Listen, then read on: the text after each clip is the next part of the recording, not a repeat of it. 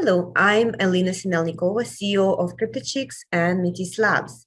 I will be presenting Blockchain and Cryptocurrency 101 for you. Have you heard about blockchain technology and how it is transforming industry nowadays?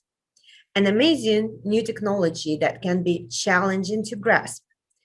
But after 1 hour of this presentation, I guarantee that you are not only going to grasp the concepts of this amazing technology, but will be on the way of becoming an expert. I'm going to uncover to you what is a blockchain, why it is called blockchain, who owns it, why you cannot destroy it, what is a cryptocurrency, and the types of cryptocurrencies that exist out there, the differences between them, what is blockchain mining, what is it for, and what exactly miners do, what steps to take in order to keep your own cryptocurrency safe, and why blockchain technology has been never been hacked before, why there is a transaction fee, and why large corporations and emerging tech startups are in love with this new technology today. So join me for Blockchain and Cryptocurrency 101, and you learn all of this. And check out the CryptoChicks Academy. So we're releasing new courses, new content for entrepreneurs and for blockchain developers every week. So please check out cryptochicksacademy.com. And of course, our CryptoChicks Hatchery, this is an incubator that we have. We have lots of workshops that we're running, events, and we have 40 mentors right now. We are adding new ones to Milestones, and we received some funding as well from Ethereum Foundation to share with our projects. Right now, we have 15 projects in our cohort. So please apply. Annual fee on this program is just $100. And we provide lots and lots of mentorship, workshops, and funding. The disclaimer, every presentation we run a disclaimer. So this, all the materials that include in our presentation are not a financial advice. We are not, so say, especially for this Blockchain 101, we're not asking you to purchase any crypto or invest any money into anything. So this is not what this is about. This is not also a legal advice. And also we are not promoting anyone with this presentation. Everything that we give you is based on our own experience, on the tools that we researched, on the tools that we used for a long time, and on the knowledge that we received. Nobody's getting promoted here. So what we are going to learn, we're going to learn today a blockchain, about cryptocurrency.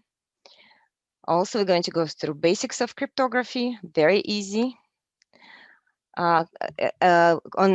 also are going to stop on a crypto economy model, on application and examples of the blockchain for business. And so without further ado, blockchain, what is it? Just the other day, I talked to one person and told her about blockchain and Bitcoin, and she said, "Oh, I've never even heard about it." I said, "Like, oh, go look it up." And the next day, she came to me and say, "I looked it up, but I couldn't understand anything." So there you go. What is a blockchain? Very simple. Blockchain is a database. It's a structured set of data in information that organized in a certain way. That's what it is. Very, very simple.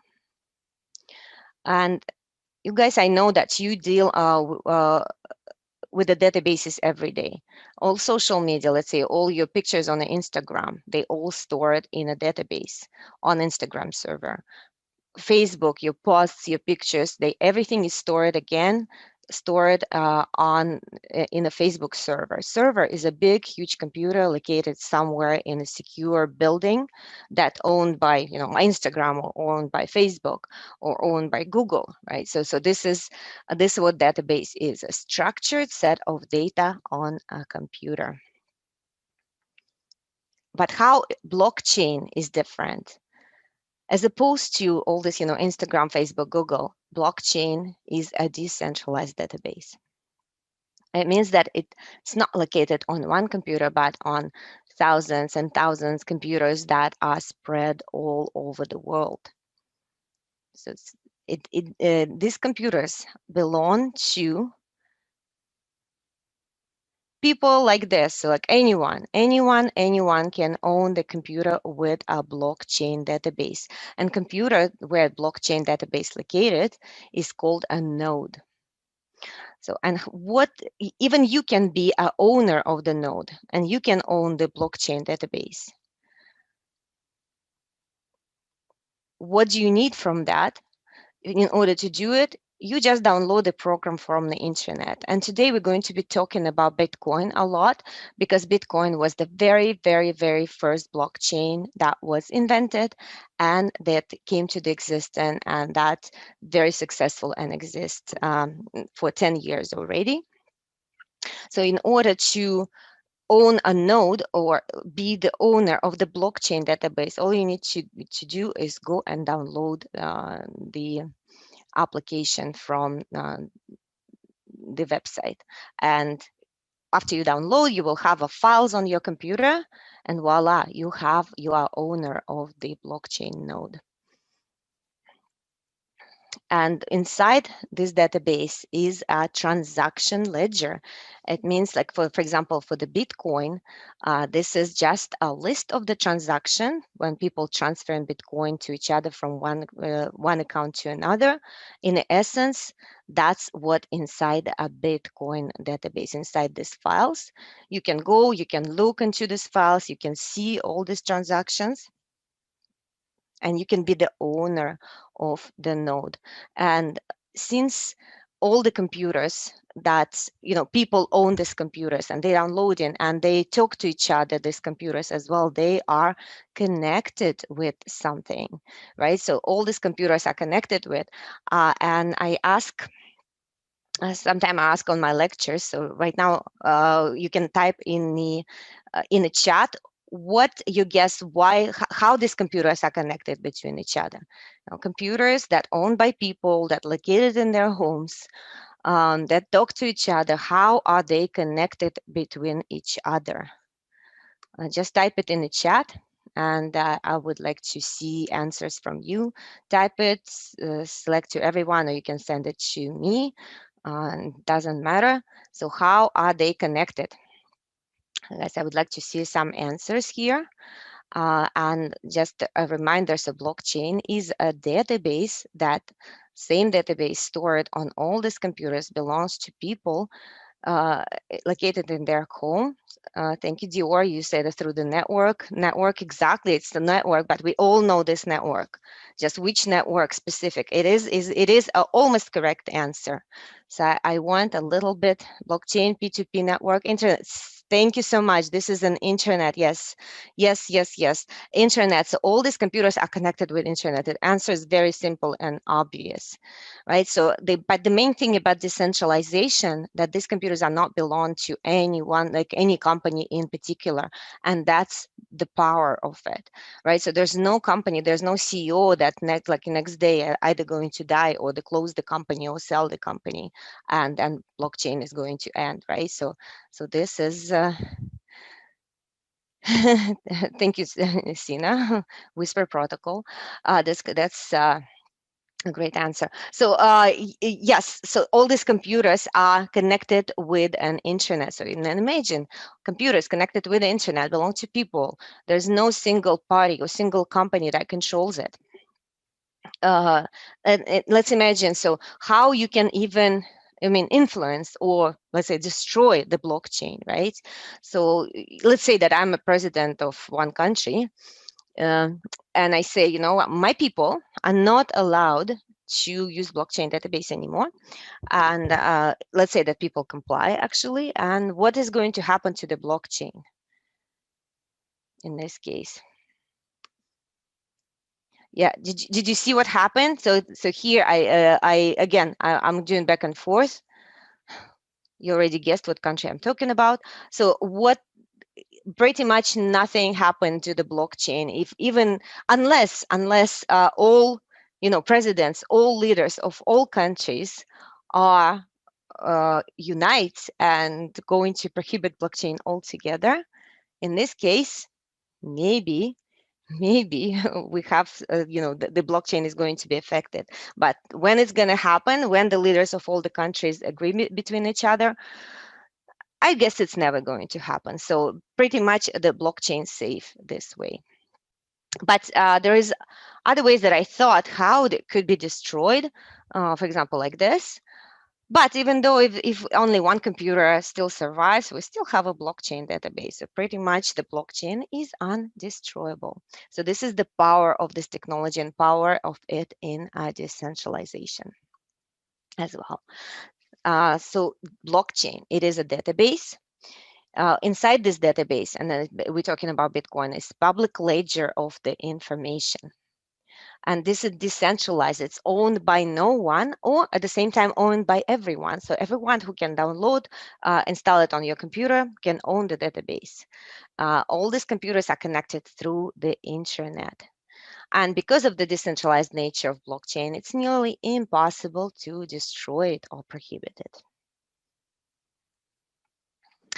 I would like to get into a little bit into a blockchain explorers demo. So explorers are the program that are available also through the internet that can give you an idea what is located inside. So the transactions, let's say the Bitcoin transactions.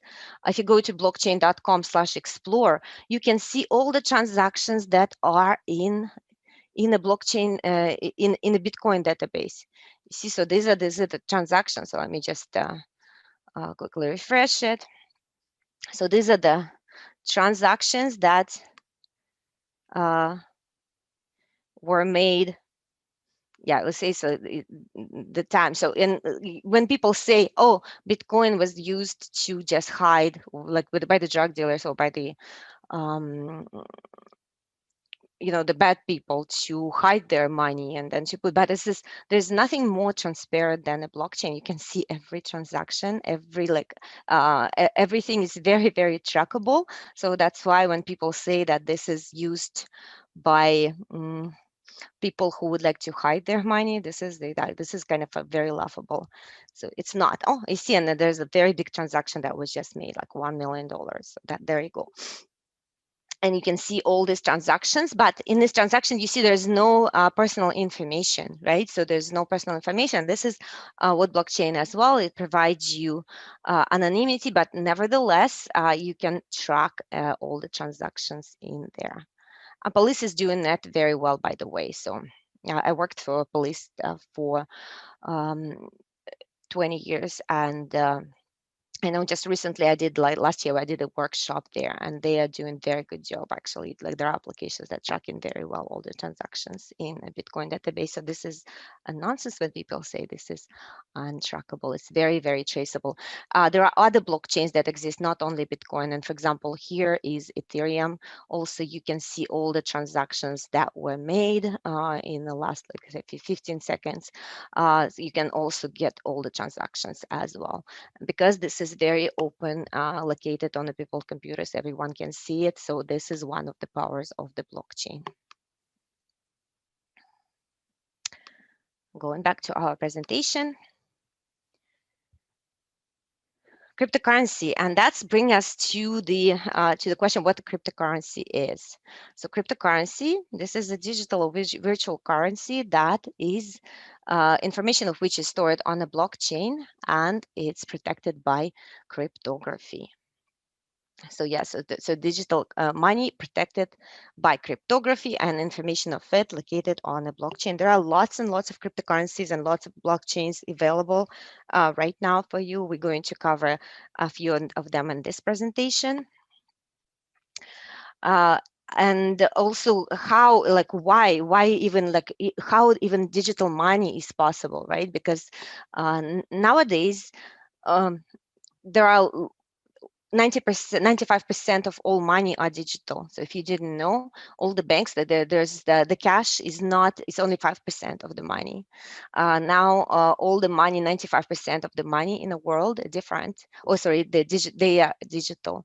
But what blockchain, how it is even related and how it's provide functionality so the digital money becomes actually a money. Because if they're digital, let's say that you send $1 by email to someone, how do you mean, like, you can send in dollar by email again and again and again, but the transaction ledger, the record of all transaction, that's what exactly is preventing and solving the double spending problem.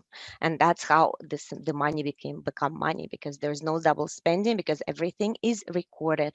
And blockchain records are very, very secure. We're going to go through security and cryptography that used there. It's much more secure than databases of the banks. Uh, and it's also unbreakable and unhackable with a modern technology right now. So yes, the security of the records inside blockchain is protected by cryptography and solved by the cryptography. That's why this technology is very fascinating. And without further ado, basics of cryptography. So what is a cryptography? Actually, it's very, very easy thing. I took the word crypto and I applied a cryptographic algorithm that's called inversion. And on the right side, I got a cryptographic hash. So this is the representation, kind of like encoded um, version of the word crypto. You see, it's very easy with inversion. It's just all the letters in the opposite order, right? So, and this is the cryptographic hash. That's what I have on the right side. In a Bitcoin database, we use SHA-256 algorithm. It's different than from inversion, of course, but this algorithm is converting, any word, any file, any information into seemingly random string of letters and numbers. So SHA secure hashing algorithm 256. So in this case, the word crypto becomes a representation of this thing, a string of seemingly random letters and numbers on the right side. So this is a cryptographic hash. So all information inside Bitcoin is using this hashing algorithm and protected. So in order to, let's say that all the hackers, usually how they do it, they reverse engineer in order to hack. In order to convert this hash or encoding of this word crypto back into word crypto, the hacker would spend this number of seconds, 5.03 in the power of 66, exponential power 66, number of seconds. So you will say, oh, what is this number? I don't even know math. Yeah, you don't need to know. It's just the below it, which is the lesson number for sure, is the number of seconds since the beginning of our universe. So that's how strong the cryptography inside the Bitcoin right now, inside the blockchain right now. So very, very strong. And that's why Bitcoin was not hacked. So it's not, so there was no possibility even for any hacker to hack the information inside a database, or like to compromise it or to create false records or something like that, because the cryptography is so strong there. Again, inside database, it's a transaction ledger, and we say so, and this is money transferring between the accounts. Money is a Bitcoin, it's the cryptocurrency. And usually you are getting kind of like acquainted with blockchain once you install a wallet, so digital wallet. And what is the crypto wallet? What is digital wallet? This is program that you install and run on your computer. This program is connected on a blockchain. And honestly, once you connect it, once you install it, it's your computer becomes a node as well. So you are having a blockchain node. You downloading blockchain database on your computer. So an wallet software creates an account for you by giving you a private key. Private key is a representation of your account, but actually, and as well, a password. The private key is something is very, very, very important, and also gives you an account number, similar to the bank account. And no one can access your money. No one can spend the money from your account unless they have a private key. And because this is also, you see, this database is not owned by anyone, by any bank, by any company, by anyone. You are the sole owner of this account, and no one, unless they have your private key, no one can access your account and no one can access your money. You also have to distinguish between two types of wallet. There are non-custodial wallets. This is where you own your private key, and this is where you own your money. And there are custodial wallets. It's uh, you probably you will have a password for your account, but you don't have a private key. But the wallet provider, it's most commonly is a company actually who owns the private key and just manages your funds for you. So this is something you need to distinguish between those, because these are the ones that when you hear on the internet when they say, oh, I got scammed or I got hacked and everything. So this is most of the cases that the people who did not have even a private key to their accounts, right? So they were given the power of managing their money to some other company. And of course, you know, the company they can go down, can happen anything with the company. Nothing will happen to the blockchain, but if something happened to the company and they can, of course, you know, take away your money. But if you own a private key, then no one ever can take away your money and your funds. How is it possible? Again, it is possible with cryptography. Inside a blockchain, again, so as I said, so the account representation is a private key. And once you install your wallet, you're given this private key. This is, you see the private key. Again, this is seemingly random string of letters and numbers. From this private key, you can actually receive with the hashing algorithm, you can receive the account number, but you can never receive a private key, calculate private key from the account number, again because of the cryptography, because of this, you know, beginning of the universe number of seconds. There's not possible to do reverse engineer account number. People have to know your account number, because, you know, otherwise how they can transfer you money. But the private key is something that you protect um, with your as much as you can. But inside blockchain, how is it even working with the private key? Because the technology inside blockchain is made, every transaction that's, let's say that I'm transferring money, like one Bitcoin to someone else, I have to, my wallet software have to sign each transaction with a private key. So there is a digital signature that attached to the transaction, and only then it is valid. And it's automatically validated by the blockchain database. Everything is automatic there. There's nobody, it's programmed, it's automatic. But unless there is this digital signature attached to this transaction, money cannot go away from the account, right? So like, because a blockchain database right away invalidates all the non-signed or signed with the wrong private key transactions. Um, so this is the protection level number one, cryptographic signatures.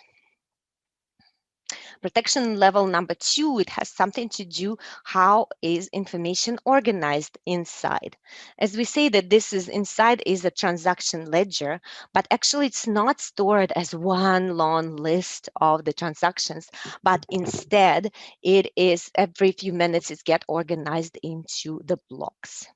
And that's where validators or miner come into the play, because validators, miners, they are creating that every few minutes. For some blockchains, it's every few seconds. They are taking all the new transaction that comes in, and they are building a block from it. And once the block is built and recorded, that's it. It's set in stone, and nothing ever can be changed inside the block. And it is a protection level, again, number two. So, and built by the miner.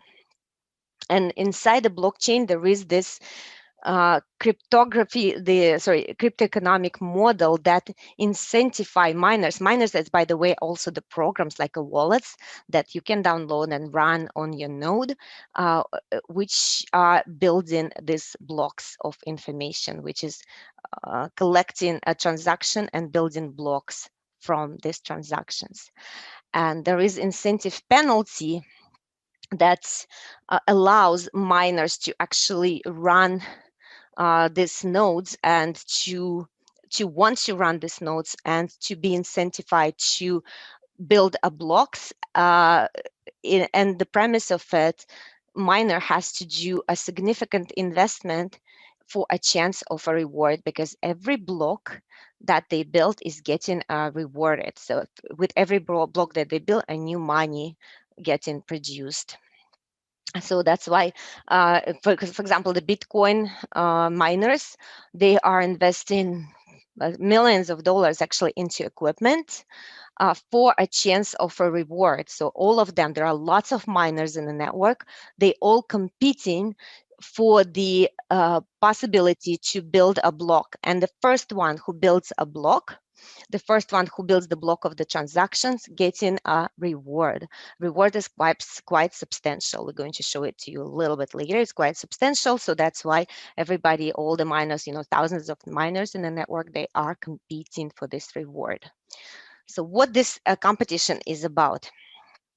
The competition algorithm, we call it a proof of work. So the miners have to basically solve a riddle in order to build the block. In essence, what miners do when building the block, they get in a transaction, all the new transactions, they're combining them into the block of transaction, and they need to calculate a hash of this block, which is, again, using this secure hashing algorithm 256. They have to calculate this, string of letters and numbers. But this is very, very easy, like you would say, right? And then there would be no competition. You just, boom, you calculate, and that's it. You win your reward for the block money. But this is where blockchain difficulty rule comes in place, which is also programmed inside the blockchain.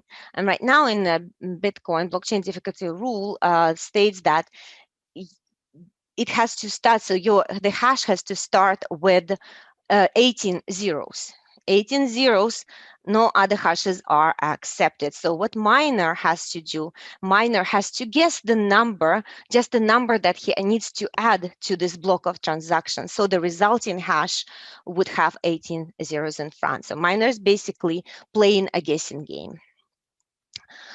So for example, if he adds 0, then so you see miner gets 3 zeros as the resulting hash.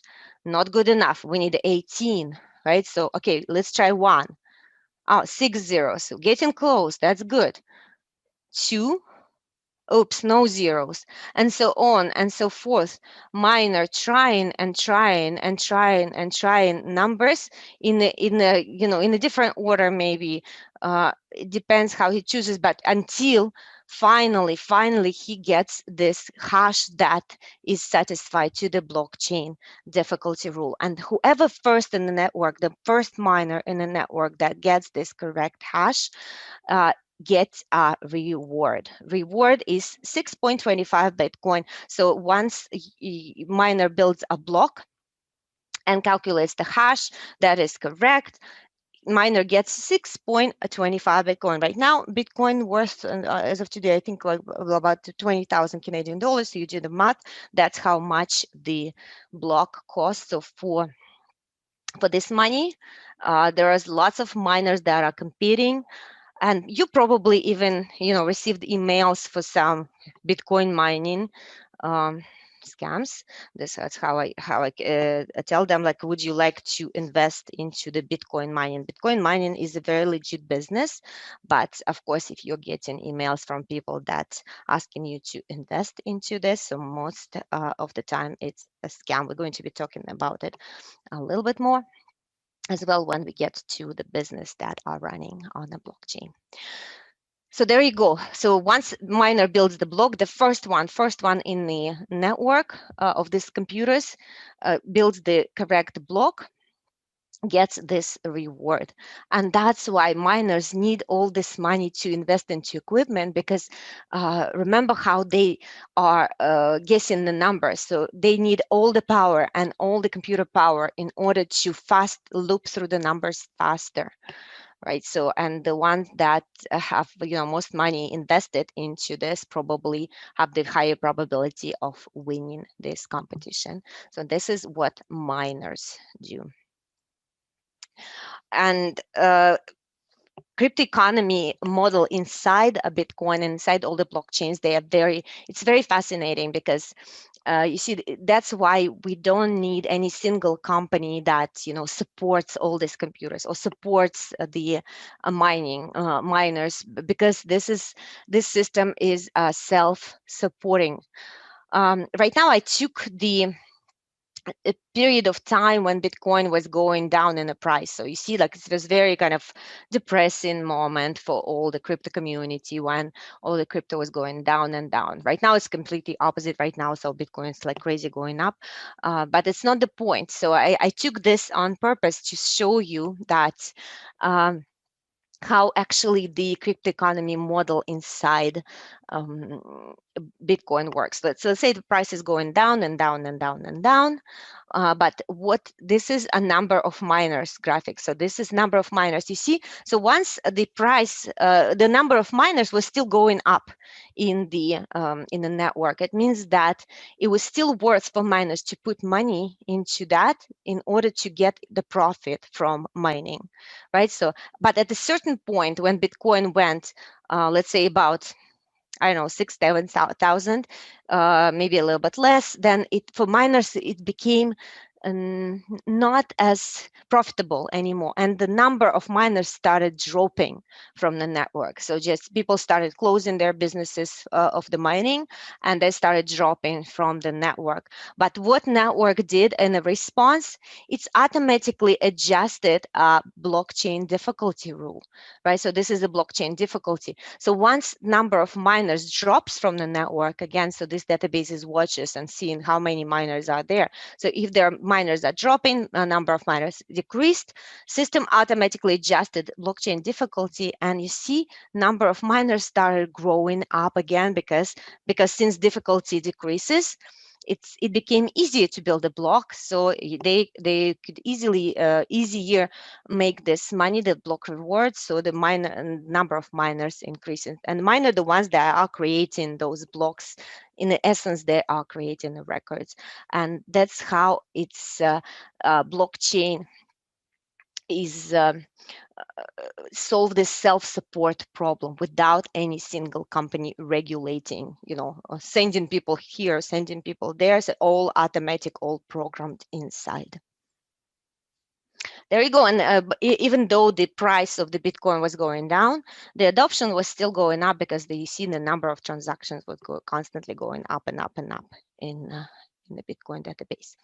So there you go. So the price, even you see the price not even affecting the adoption. I mean, more and more people using Bitcoin every day, and all other blockchains as well. So it's like price investment, that doesn't matter.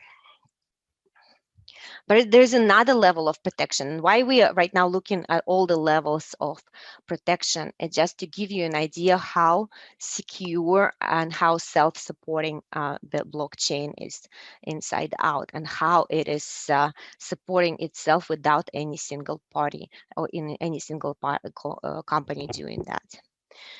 All the blocks that miner are built, they also connected to each other. This is protection level number 3, so chain of blocks, and that's how it's called blockchain. You see all the hash of the previous block is included in every subsequent block as well. Therefore, if you made any changes in a block, let's say like any hacker that live long enough, that since the beginning of our universe, still made a change to the block, he needs to make changes to all the subsequent blocks, because all the other blocks will be invalidated right away, because the hashes will be different with every change. So therefore, there is this protection, like another level of the protection. And you see in the blue, in the light blue, we have a list of the transaction. In the green, this is a nonce. This is the nonsense. This is the number that miner adds to the block to calculate the correct hash. And the blue, the dark blue, is the cryptographic hash of the block. So the chain of the blocks provides the maximum security, and that is how transactional information organized in the blockchain as a chain of these blocks that contains transactions. And this is done for the security purposes. Oh yes, I would like to demo you very quickly the visualization of the different blocks. So I have here, first of all, so we have the visualization on the transactions and blocks are being created in the world, you see. So that's, you can go to blocks with the .eth, and you can see the visualization of all the blocks that are created in Bitcoin. There is also a visualization of Bitcoin and Ethereum. Ethereum is another blockchain. We're just going to look at it in a few seconds. So this is a visualization that how the blocks are building. You see this, the people that are boarding the buses. These are the transactions, and every block that is built is every bus that it takes off is the block that succeeded, that calculated the hash, and that's written into the blockchain database. So you can see it for Ethereum and on the right side for Bitcoin. Moving on.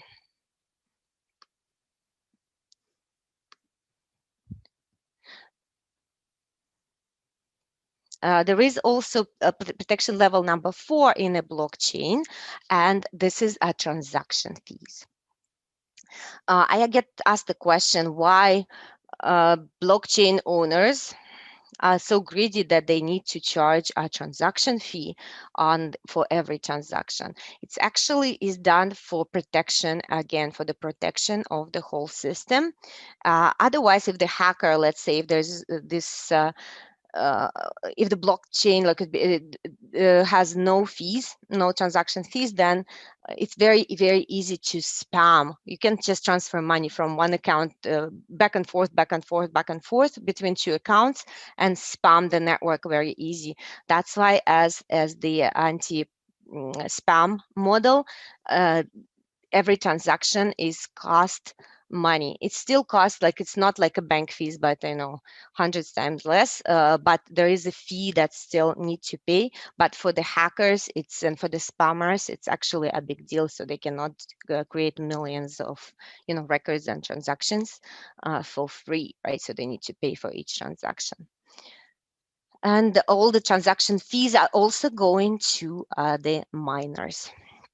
So the miner not only getting a reward for the block, which is 6.25 Bitcoin, but it also gets all the transaction fees from all the transactions that are included in the block. Right. So we're going to look into 3 examples of the blockchain that nowadays are like the most popular, I would say. So that is Bitcoin. Bitcoin was created in 2009 as a peer-to-peer electronic cash system with thought to replace a banking system. And it was created by Satoshi Nakamoto. I have a picture of him here. And but of course, this is a joke. This is not Satoshi Nakamoto. The truth is, we still don't know who Satoshi Nakamoto is. There are lots of conspiracy theory that going around. So maybe it was an organization. We don't know who he is. We know that there was certain emails from certain person that named himself Satoshi Nakamoto that actually created he was very first miner as well. But after 2011, he disappeared. He said that he's not longer will be working with Bitcoin and he disappeared, but all his money that are from the mining, from everything that are collected to this account, to the first account that mined Bitcoin, which have right now billions of dollars in there, it actually all this money stay intact. It's not sold. It stayed there, and we still don't know who Satoshi is, but something that he invented is very, very fascinating, and this is revolutionary technology, and it's going to be technology of the future. Maybe he came from the future. There's one of the conspiracy theories as well. All right, so then Bitcoin is a decentralized, so there's no owner of this, computers that are there. So it belongs to people. Coins are released by mining. So every time creates the block, as I said, 6.25 Bitcoin getting released. Money is protected by cryptography. There is a cryptoeconomic model, incentive penalty that are embedded into this Bitcoin blockchain, and usage 300,000 transactions per day. Actually, that was an old number, so right now it's much more. Next example of the blockchain is Ethereum. So this is different. Of course, this Ethereum can be used as money too, but this blockchain right now is probably it's the most popular and most usable. You can create applications, on all these computers that are running nodes, right? So you can create applications that are actually not like, Facebook that has a central company, but applications that are working between people. So peer-to-peer applications, how we use it or how we say it. And it was created in 2015 by Vitalik Buterin. Vitalik Buterin is a real person, and we all know him very well. But Ethereum database is also decentralized.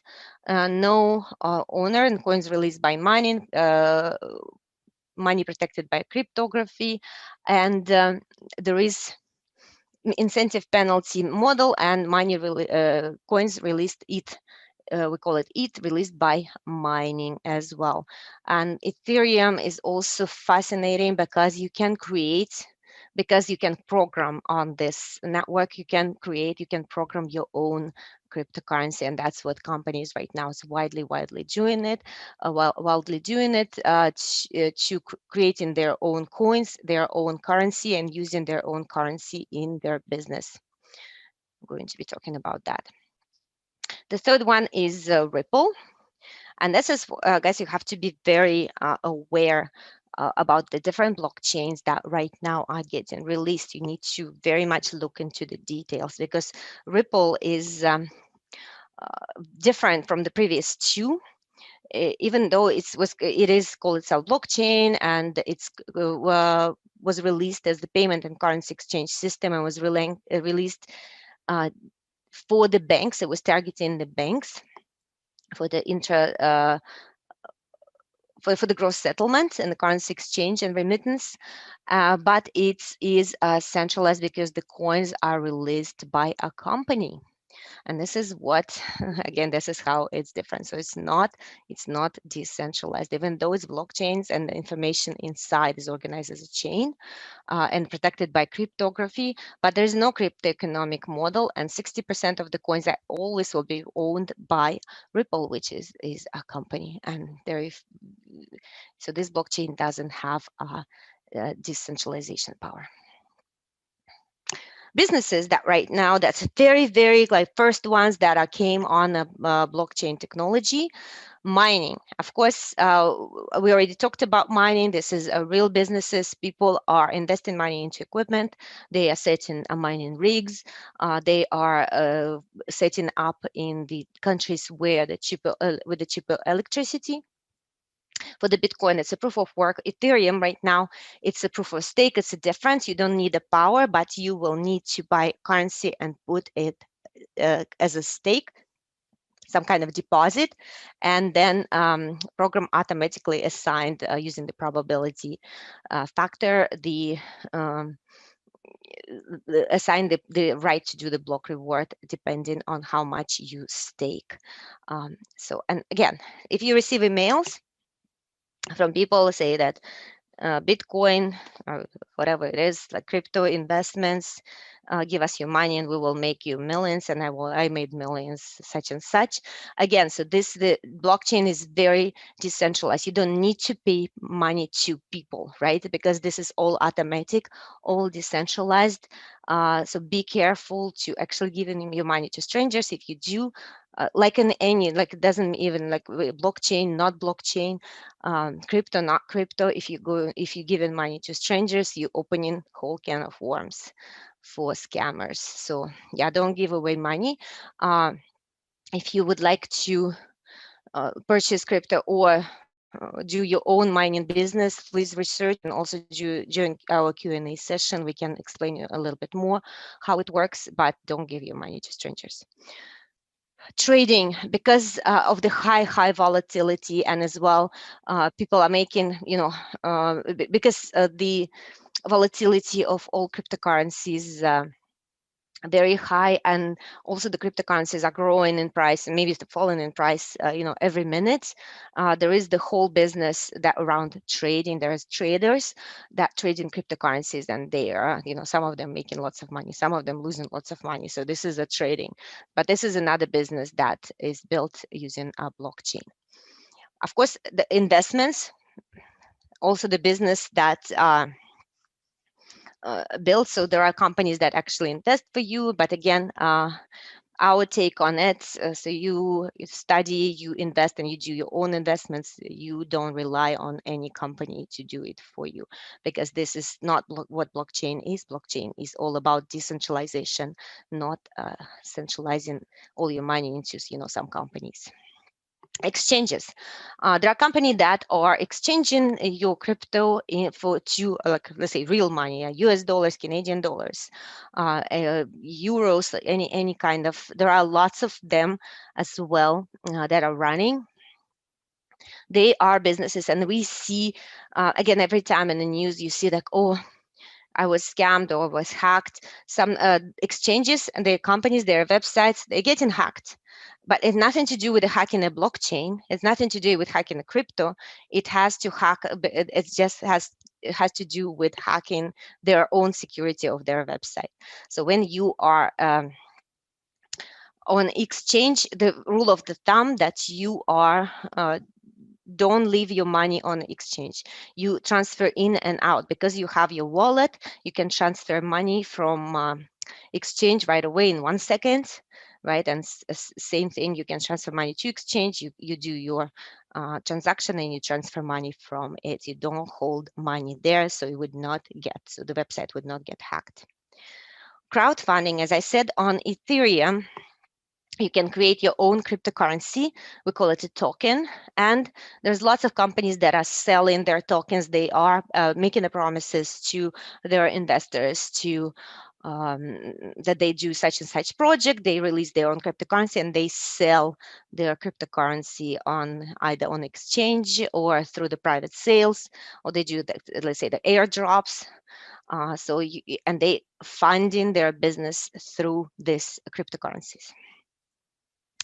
Gaming, lots of popular right now games. One of them were CryptoKitties.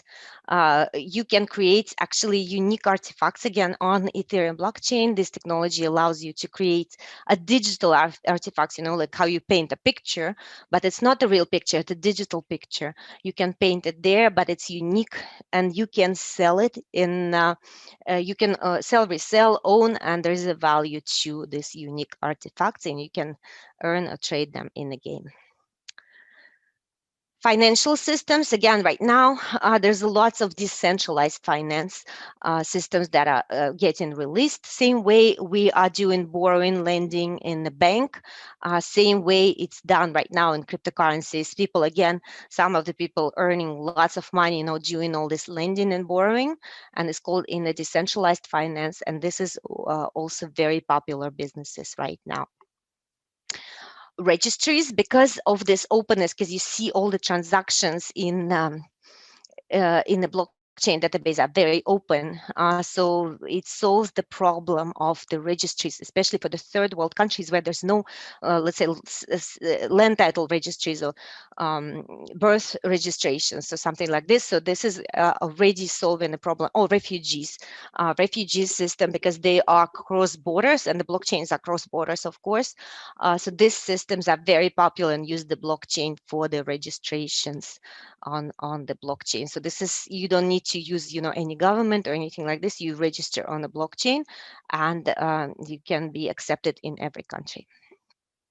Tracking, for example, for tracking the nations where your money go to, again, tracking refugees, supply chain, all the products between the companies when they getting shipped in a supply chain.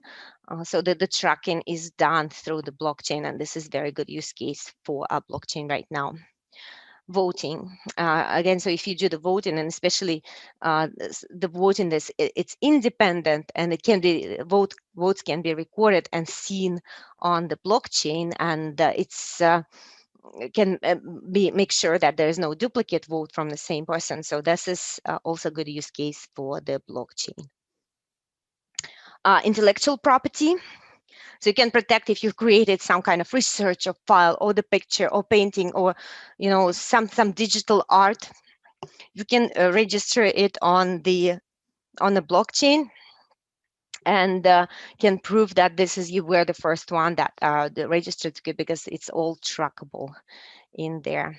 Oh, actually, we have a quick demo of it. So Tracy, please chime in and go ahead and show how to protect your IP. CryptoChicks built MVP, and we're going to show it to you quickly on how to protect and how it works, how it would work to protect your IP on the blockchain. Yeah, okay. So looking at the CryptoChicks blockchain MVP, this is a solution that CryptoChicks has seen many people struggle with when they try to implement blockchain technology into their business or startup. And that's looking to use blockchain to store data, whether it's yours or for your customer. By using blockchain, you can protect your data and your IP. And that's what CryptoChicks has done here, which is basically complete the functionality, and you can pretty much plug in what we've done here to your website to be able to do that. So let me just show you how it would work. If you head over to the website mvp.cryptochickshatchery.com, you would be taken to the site that you see here. And once you're on here, you can log in or create an account. It's very easy. You just put in an email and a password, you're done. I already have my account set up and I'm logged in. Once you have that done, you can head over to register on blockchain that you see at the top here.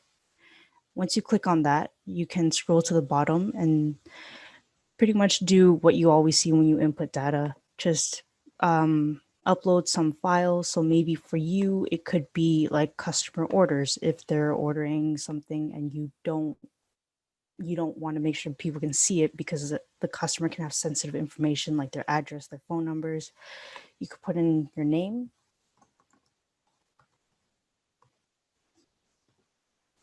And a description of what it is. So let's say like t-shirt orders.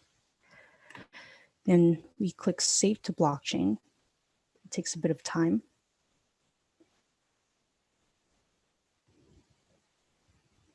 And once it's saved, you can scroll down here, we'll refresh. It'll say that you'll receive an email, but we don't have that set up yet, but it does confirm that it's been saved to the blockchain. And you can click here to see a list of all the data that was uploaded through this MVP that we created. So this is a list of what they call it is transactions on the site. So it takes a bit of time for it to show up. Yeah, you can see it right here. So it actually identifies each transaction by a hash. So this is the details of the hash. If you click on it, we can scroll to the bottom, say see more. And this is actually the data that I uploaded just then. Obviously, it looks very confusing. So you can view it as UTF-8. And from here, you can see this is the file I uploaded in the form of a hash, my name, the date that I uploaded the files, and the description that I left for it. You'll also notice that the data here doesn't actually include your IP, and that's actually how, by using blockchain, you protect the IP of your users or yourself. Because you may have remembered when Elena explained before how blockchain uses the hash function of the SHA-256. It takes the input that you give it, and depending on the content of the input, it will give you this long string here, this hash, right? And if you make even a small change to the input, it can give you a drastic change to the output. And so in that way, the hash function is actually very sensitive to small changes. And that's why it doesn't need your IP, because it can uniquely identify each upload by the content that you upload. So even if I were to, under the same account with the exact same content, upload the same thing, it would actually give a different hash. And that's actually the quick overview that I have for the blockchain MVP. So now I'm going to pass it back to Elena. Thank you, Tracy. All right, and we had this demo, and also there is this, also we can build on the blockchain a rewards program again, so including the token, the cryptocurrency as the reward, gig economy to pay, because it's everything is programmed there and safe, and there's no need for, let's say, for the lawyer or for the escrow. So the gig economy systems as well right now is very popular for the freelancers, for the contractors, badge system, reputation system, charity, as we say, to track and collect donations, real estate. So currently actually real estate houses are getting purchased using Bitcoin as well. So this is all the could be applications of the blockchain technology. We conduct a lot of hackathons, and you can Google CryptoChicks DevPost to see all the ideas that our participants had and built on the blockchain. Also, for other ideas, you can go to these links. Of course, we're going to send you this presentation, and you can also go and check on all the links as well. There's lots and tons of the blockchain applications that are blockchain use cases that are popular right now and what can be built on the blockchain. Again, so we went through majority of the cases. So there is, like, for example, the games, the exchanges, the gig economy, so the fundraising, lots of companies right now that are using it in their business. Again, for you to check this out, or maybe to run your idea on what you can build on the blockchain, or how your business can benefit from the blockchain. Lots of businesses can benefit by tracking the data on the blockchain, putting your data in there for everybody to see, or maybe to protect your IP. This is the most the majority of the companies do with the blockchain nowadays, and as well the majority of the companies do the fundraising as well using a blockchain. We also would like to include one more demo for today for you to send you some, money using a wallet. So we're going to demo a digital wallet because we talked about how you would connect to the blockchain, how you get in a private key and everything. So Tracy has a demo for you, and we can send you also some money this way. So Tracy, please go ahead with your demo.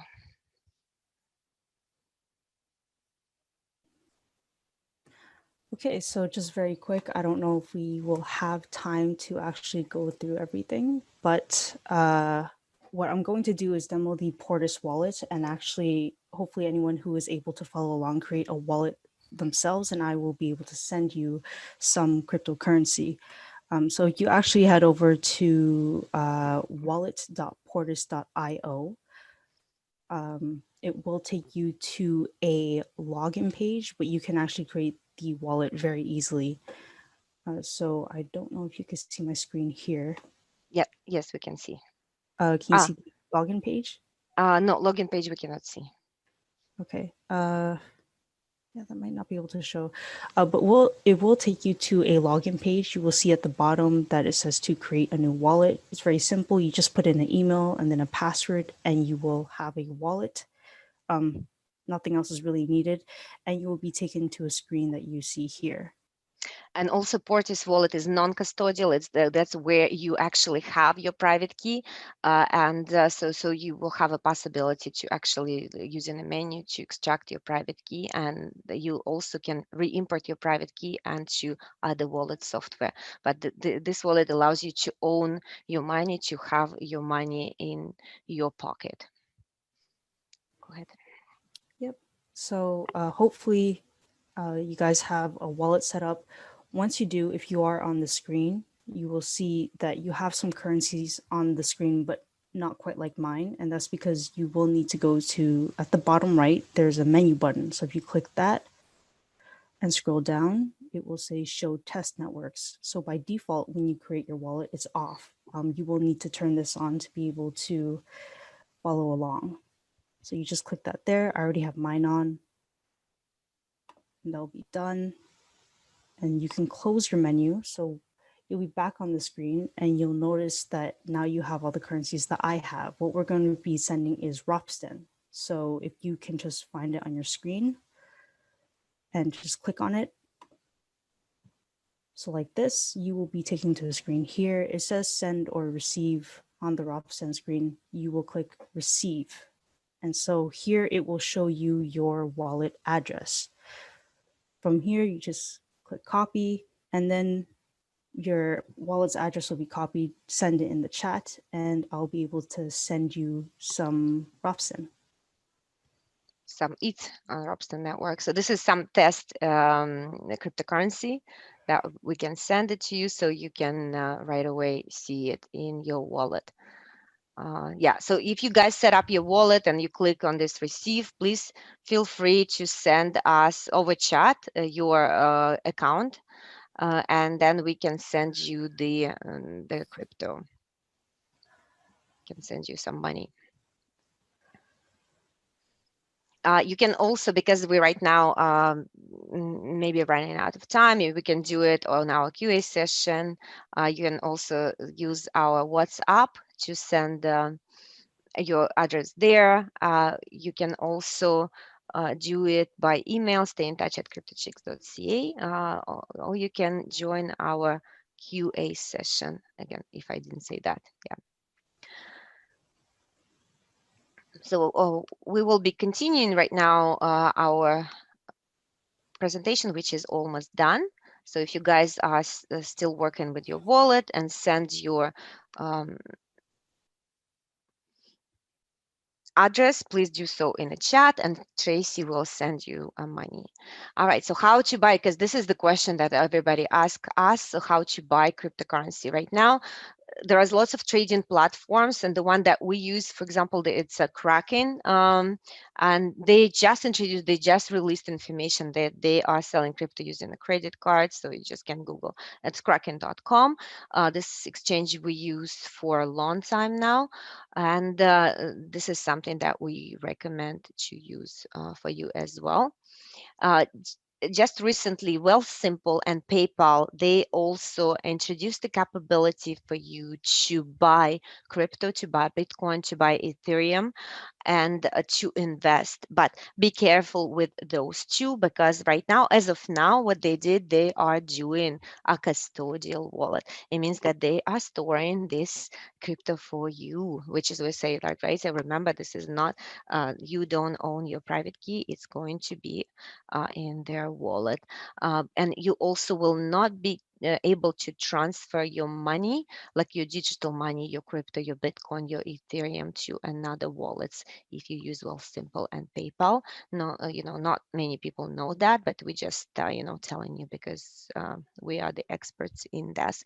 So probably they will introduce this functionality down the road, but right now, if you buy a crypto using PayPal or Wealthsimple, you will not be able to transfer it into your wallet, but you will be able to buy and sell it there.